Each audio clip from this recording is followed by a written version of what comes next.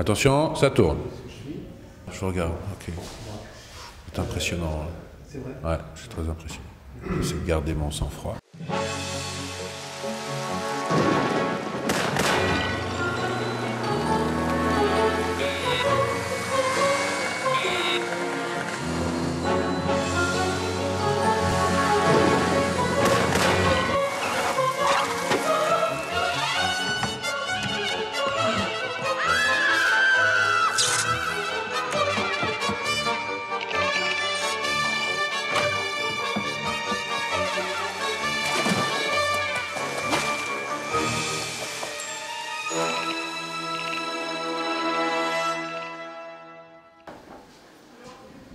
Allez, silence, s'il vous plaît.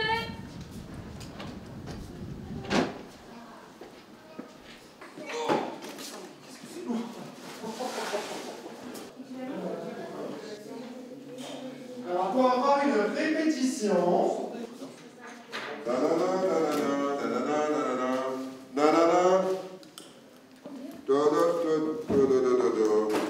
C'est bien, Marlène, c'est bien. La la la la la la la la la la la la Samuel.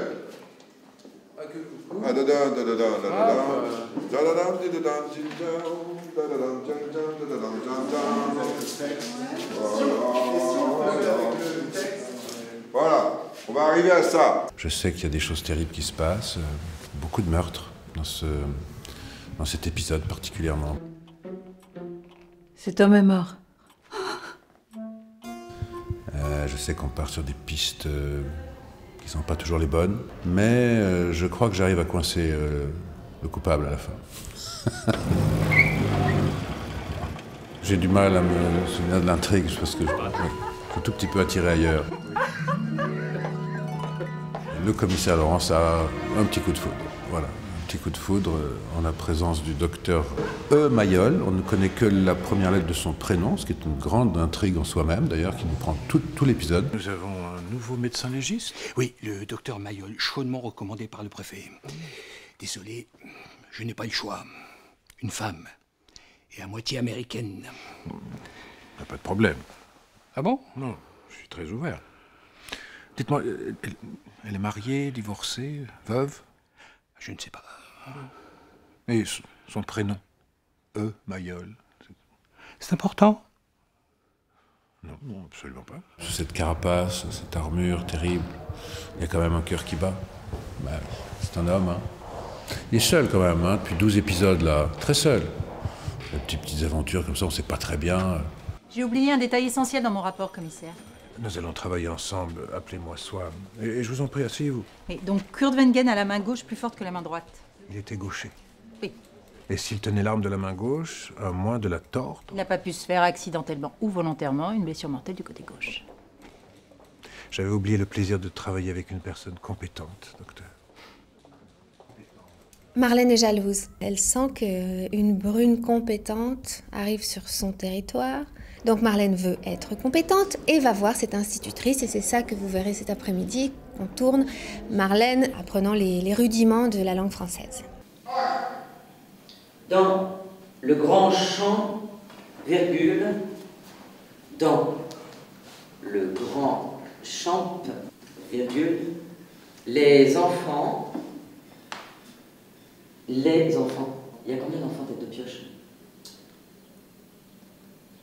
Les enfants, très bien. Les enfants avaient l'habitude. Qu'est-ce que vous faites là, Marlène? Marlène prépare son certificat d'études. Elle a de l'ambition. Vas-y, dehors. Laurence se pointe et ne savait pas que Marlène prenait des cours particuliers pour devenir compétente, comme elle dit. Vous avez été mariée, mademoiselle Greenblatt? Non, j'ai toujours été homosexuel. Et mademoiselle Parisot? Bouboule a été détruite par les hommes. Évidemment. Aucun homme ne peut rendre une femme heureuse, c'est très en vogue en ce moment. Et Marlène est légèrement hallucinée, c'est-à-dire que je pense qu'elle n'avait jamais vu une homosexuelle encore. Donc ça va donner ces deux, trois scènes très cocasses. Je vous raccompagne, Marlène?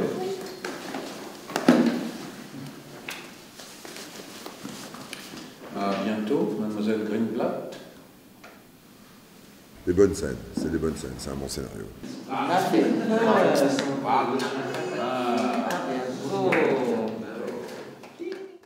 Vous êtes en train de me faire du plat, commissaire.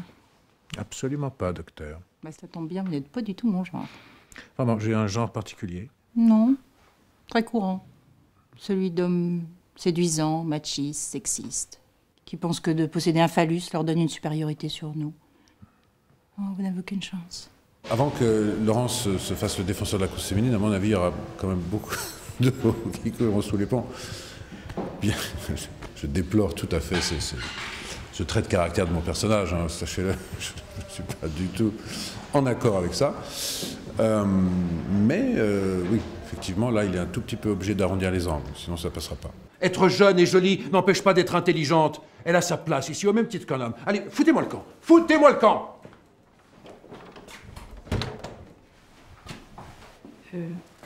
Vous le pensez vraiment? Bien sûr que non. Au départ, on m'a un petit peu présenté comme un Dr House absolument désagréable, le plus désagréable possible. Maintenant, on va voir que, oui, il y a un tout petit peu plus de fantaisie qu'on croit. On peut aller plus du côté de la comédie américaine dans certaines choses. On s'autorise à renier les angles un petit peu du personnage et à faire, voilà, qu'il y a plus de nuances, qu'avant. Et c'est plutôt sympa. Merci. Avril. Oui.